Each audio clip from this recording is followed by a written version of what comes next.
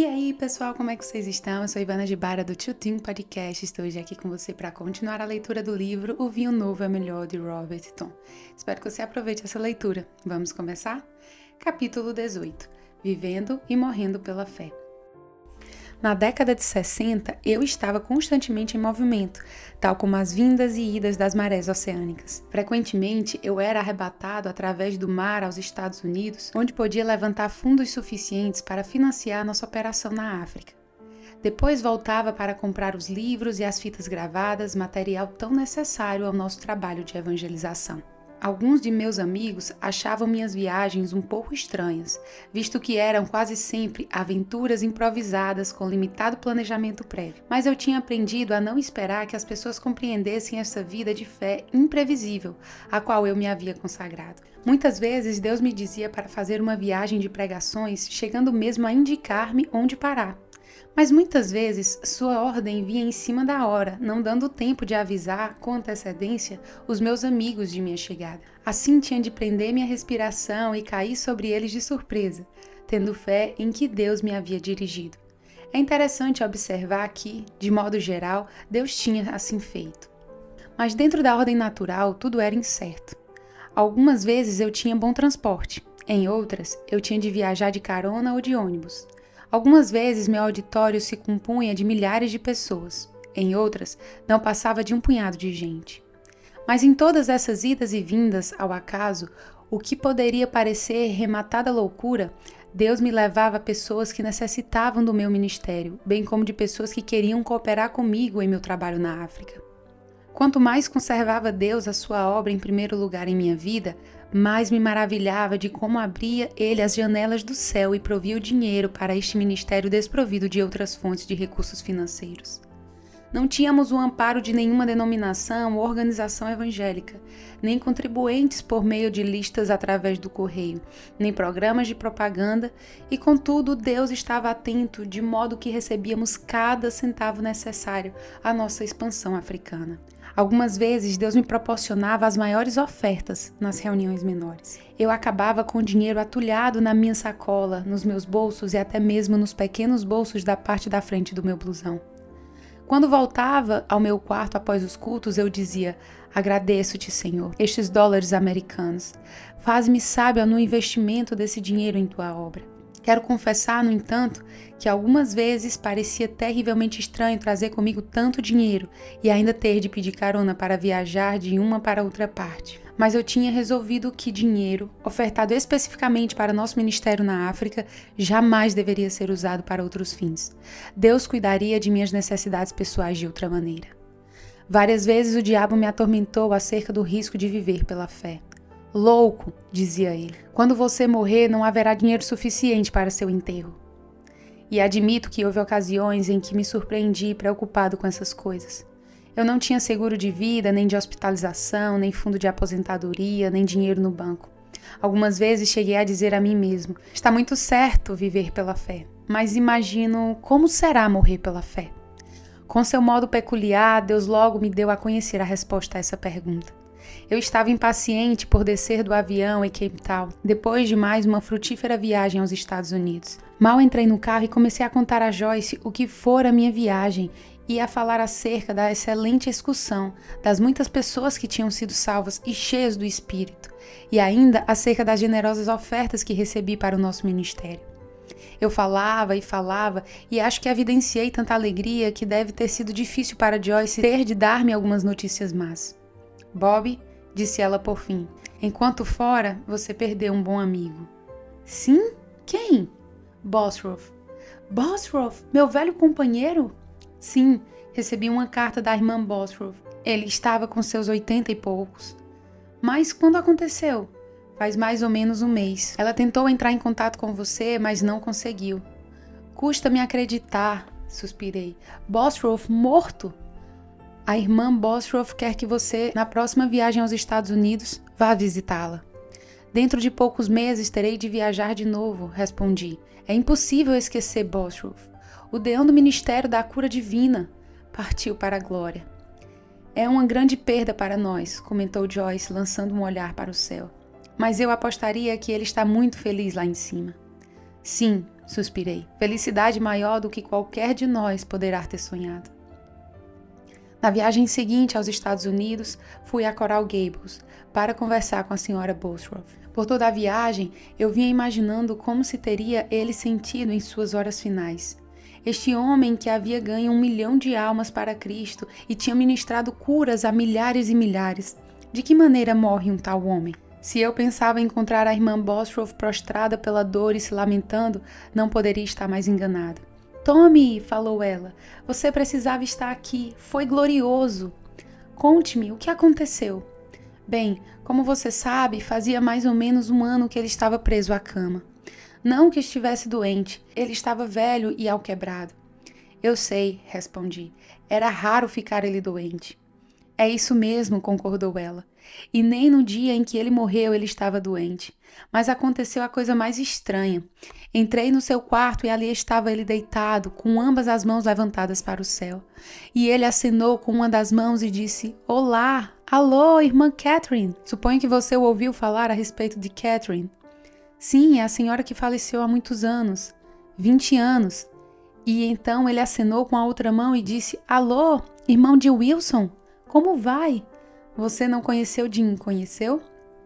Não, faz 15 anos que ele morreu e ele continuou a acenar para as pessoas que foram nossos amigos queridos, chamando-os pelos nomes. Ele deve ter tido uma visão ligeira do céu, falei. Deve sim, e ele estava tão feliz e emocionado que nem mesmo percebeu que eu estava ali de pé. Ele parecia estar inteiramente absorvido por alguma coisa que não podia ser vista com os olhos naturais. A senhora contou esses fatos a alguém mais? A poucas pessoas. Alguns acharam que poderiam ter sido alucinações, mas não aceito isso de modo algum. Ora, ele estava tão lúcido e vivaz como sempre. Bem, algumas pessoas não entendem essas coisas. Sim, como isso é verdadeiro. Não é uma pena? Mas ainda não lhe contei a melhor parte. Por fim, assentou-se na cama e endireitou os ombros como um soldado e com forte voz disse, combati o bom combate da fé, acabei a carreira, guardei a fé. E então, aspirando um grande hausto de ar, gritou, Aleluia! E no instante imediato caiu sobre os travesseiros, deixou de respirar e partiu. Após dizer essas palavras, ela cobriu os olhos com lenço e chorou de alegria. Eu saltei de minha cadeira e levantei minhas mãos para o céu. Aleluia! Solucei. Não é maravilhoso? Que maneira de morrer! Naquela tarde, ao pôr do sol, fui de carona até ao oceano e me pus a observar as ondas que davam saltos mortais na praia. À medida que o sol ia baixando, não pude deixar de louvar a Deus pela vida e pelo ministério de F. F. Bosworth. Cheguei a pensar que podia vê-lo ao longe, na vaga linha do horizonte, acenando-me com ar vitorioso. Quase podia ouvi-lo dizer, Deus nunca falhará com você, Robert. Jamais abandone a vida de fé. Viver pela fé é belo e morrer pela fé tão fácil. Então me lembrei dele como vi pela primeira vez no reavivamento em Johannesburg. O ruído do bater das ondas refluía assim que me vi sentado de novo no auditório do Parque Maranata, ouvindo o velho e bondoso evangelista pregando a palavra de Deus. Senhor, orei, depois de um longo silêncio, quando a hora chegar de passar, eu para o teu reino, ajuda-me a partir tão vitoriosamente como ele o fez. Enxuguei algumas lágrimas e me lembrei de uma estrofe da poesia de Tennyson, Crossing the Bar. O pôr do sol e a estrela vespertina, e, bem audível, o chamar por mim. É, sem lamento, um instante da partida, singrando o voo por esse mar sem fim. Capítulo 19. Não desprezeis profecias. Por vários anos eu vinha notando a crescente frequência de um fenômeno novo em meu ministério. Cada vez mais me via dizendo a indivíduos e grupos coisas que pareciam absurdas e, todavia, miraculosamente vinham a se tornar realidade. A princípio, isso me deixou alarmado. Acontecia de estar sentado à mesa de um restaurante conversando com um amigo e, de repente, eu via alguma coisa relacionada com aquele amigo, algo de que eu não tivera conhecimento antes. A coisa parecia tão clara que era como se eu estivesse olhando para uma imagem na televisão. Eu via que meu amigo estava para encetar certa espécie de negócio ou comprar um pedaço de terra, e eu me sentia impelido a dizer-lhe o que tinha visto. Depois de ter me mostrado bastante afoito em profetizar, deste modo várias vezes, comecei a matutar. Tom, você precisa ser mais cuidadoso. Isso é um negócio perigoso, você sabe. Como será se acontecer de você estar errado? Alguém pode processá-lo. Contudo, minha memória voltava ao dia em que fui batizado no Espírito Santo na casa de McQuaid. E me lembrava tão claramente de como ouvira Jesus dizer: eu te dou um dom de profecia. Assim, de vez em quando, eu recebia revelações incomuns acerca de certas pessoas e sentia que precisava ser obediente e ter fé bastante para dizer-lhe o que Deus queria que elas soubessem. Quanto mais eu consentia que Deus operasse através de mim deste modo, tanto mais eu aprendia a respeito de profecia. Antes de mais nada, constatei a absurda necessidade da unção de Deus. Havia ocasiões em que eu sentia uma implosão do Espírito Santo e me sentia autorizado a falar profeticamente. As palavras fluíam facilmente de minha boca sempre que me submetia à ação do Espírito. Era isso que era falar com unção. Mas havia ocasiões outras em que pessoas vinham a mim pedindo uma palavra do Senhor. Não compreendiam a importância da unção. Eu tinha de recordar-lhe que nunca jamais qualquer profecia foi dada por vontade humana. Entretanto, homens santos falaram da parte de Deus movidos pelo Espírito Santo. 2 Pedro 1:21. Lembro-me de uma ocasião em que estava hospedado no mesmo quarto com um homem crente na Suécia. Ele vivia me perguntando se não tinha uma mensagem de Deus para ele. Não, falei. Deus nada me disse a respeito do Senhor. Mas ele continuava me importunando. Chegou a oferecer-me um cheque de $2.000 se eu profetizasse a respeito dele, e aquele cheque parecia fortemente tentador, porque eu estava sem dinheiro. Mas eu sabia que não ia ousar falar sem unção de Deus, por isso continuei me negando a atendê-lo. Então, uma noite, Deus me mostrou por que aquele homem se mostrava tão insistente. Ele tinha problemas conjugais. Queria que eu lhe dissesse para divorciar-se de sua esposa. Quando percebi sua intenção perversa, resolvi continuar a resistir-lhe. Certa ocasião, ele me acordou alta noite e perguntou: Deus já lhe disse algo a meu respeito? Não, Senhor, repliquei. Volte para a cama. Na noite seguinte, ele me acordou outra vez. Não lhe disse Deus alguma coisa acerca de minha esposa? Não, Senhor, disse eu com firmeza. Por que o Senhor não desiste desse negócio maluco? Eu sei o que o Senhor quer, mas o Senhor não pode me subornar. Eu só falo quando Deus me diz para falar. Assim ele finalmente desistiu para minha tranquilidade. E louvei a Deus por permitir-me ver a importância da unção. Outra coisa que aprendi acerca da profecia foi a importância de testá-la. Sempre que eu falava a alguém profeticamente, orientava-o a agir com cautela. Ainda continuo a não acreditar que uma pessoa deva lançar-se afoitamente em uma forma de ação só porque alguém tenha profetizado de que devia fazê-lo. A Bíblia claramente nos diz: amados, não deis créditos a qualquer espírito. Antes provai os espíritos se procedem de Deus, porque muitos falsos profetas têm saído pelo mundo afora. 1 João 4:1. Esperando pacientemente em Deus em oração e observando calmamente as circunstâncias, podemos discernir quando uma profecia particular é para ser cumprida, se é para ser cumprida realmente. Na década de 60, voltei aos Estados Unidos e fiz uma parada em Lebanon, Ohio, hospedando-me de novo na casa de Blaine Emburty. Enquanto ali estava, tive uma experiência que me ensinou outra lição acerca do ministério profético, a importância de consideração cuidadosa e obediência controlada pelo Espírito por parte do ouvinte. Blaine e eu estávamos jantando certa noite no Hotel Golden Lamb. Enquanto conversávamos, Blaine falou-me acerca de uma área de terra que ele estava interessado em comprar. A propriedade parecia-lhe um bom investimento, mas ele não estava muito certo disso.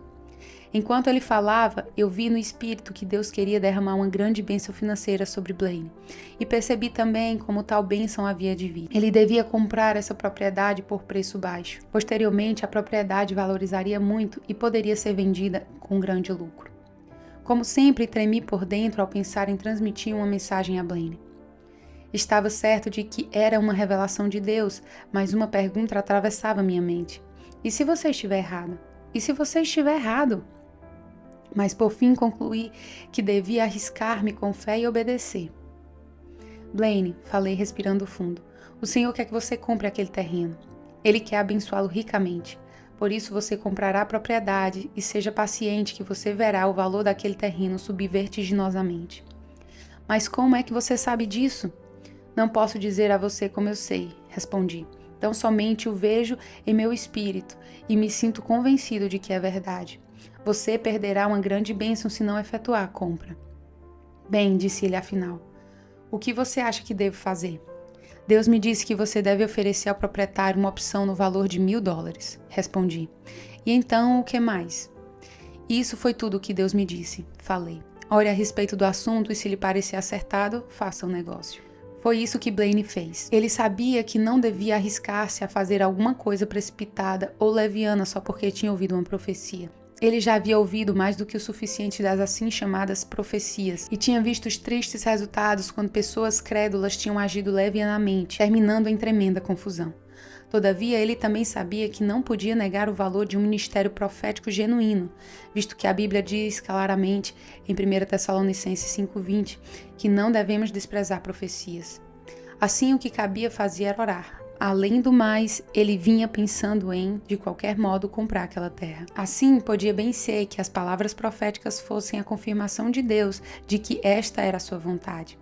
Ele orou fervorosamente pedindo sabedoria. Na realidade, durante algumas semanas continuou ele pedindo a direção de Deus. Examinou as escrituras e jejuou buscando uma decisão. Algumas semanas depois foi ver Blaine de novo. Vamos descer e dar uma espiada naquela propriedade, sugeri. Gostaria de vê-la. Rodamos um pouco e lá estava ela com seus 32 hectares. Eu podia ver aqui e ali sinais de construção acompanhando os lados da propriedade. O que está sendo construído por ali? Perguntei a Blaine. 2 novas rodovias vão passar por aqui, explicou ele. A Interestadual 71 e a Rodovia Estadual 48. Elas passarão junto a esta área. Sorri para mim mesmo. Pode ser essa a razão por que Deus disse que a propriedade tornar-se-ia valorizada. Enquanto olhava em volta, vi de novo alguma coisa no espírito. Adjacente à propriedade, uma fábrica ia ser construída. E Deus me disse que devia ser um projeto de muitos milhões de dólares. Uma fábrica no valor de muitos milhões de dólares! Exclamei dentro de mim mesmo. Sim, falou o Senhor, esta é a razão por que esta propriedade proporcionará grande prosperidade a quem a comprar. Então eu disse a Blaine, é melhor você preparar o dinheiro para a opção. Uma fábrica no valor de muitos milhões de dólares vai ser construída aqui e esta propriedade vai valorizar-se muito. Como é que você sabe disso? Deus me disse. Repliquei com um sorriso. Ele apenas olhou para mim com um ar interrogativo, como a dizer, eu gostaria de estar tão certo disso como você está. Quando voltamos para a casa de Blaine, ele, sua esposa e eu continuamos a orar juntos e pedindo direção. Finalmente, Blaine falou, bem, acho que vou oferecer ao proprietário $1.000, como você disse, e vamos ver o que acontece. No dia seguinte, de acordo com o planejado, foi discutir a compra da propriedade com o fazendeiro, dono dela. Eu gostaria de depositar $1.000 como opção para a compra desta propriedade, disse Blaine a ele. Desde que, claro, o preço seja bom. Quanto está pedindo por ela? 90 mil, replicou o homem. E é uma pechincha. Concordo, exclamou Blaine. 3 dias depois, Blaine apresentou uma opção que estatuía que ele compraria aquela terra se pudesse conseguir o financiamento necessário e se todos os demais detalhes fossem adequadamente atendidos. A transação definitiva foi efetuada a 15 de abril de 1965. Eu não fazia ideia do que iria acontecer dali em diante, além daquela informação vaga de que eu tinha visto no espírito.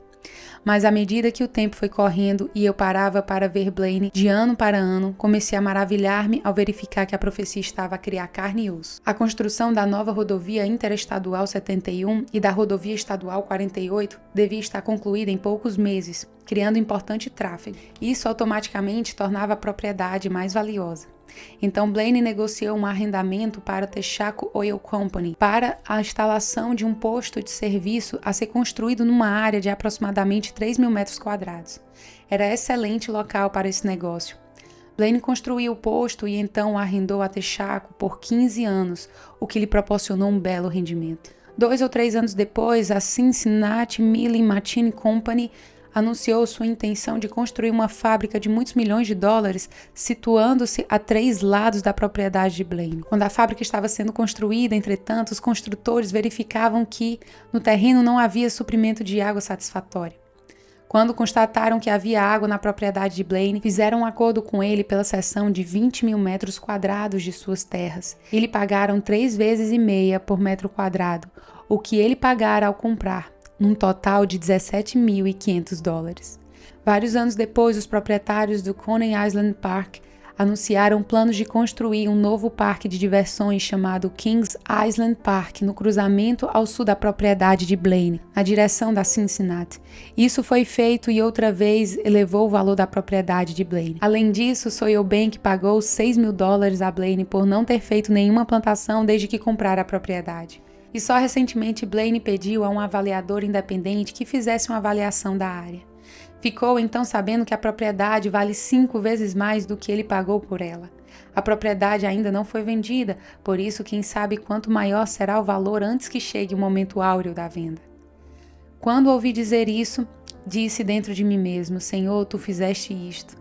De minha parte, apenas dei a Blaine a mensagem que me confiaste para transmitir a ele.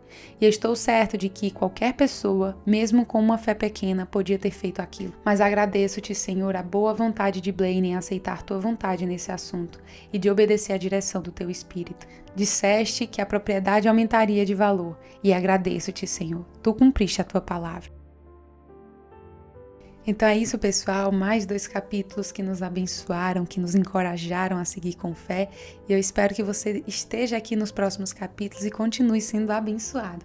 Deus abençoe a sua vida e até a próxima. Tchau, tchau!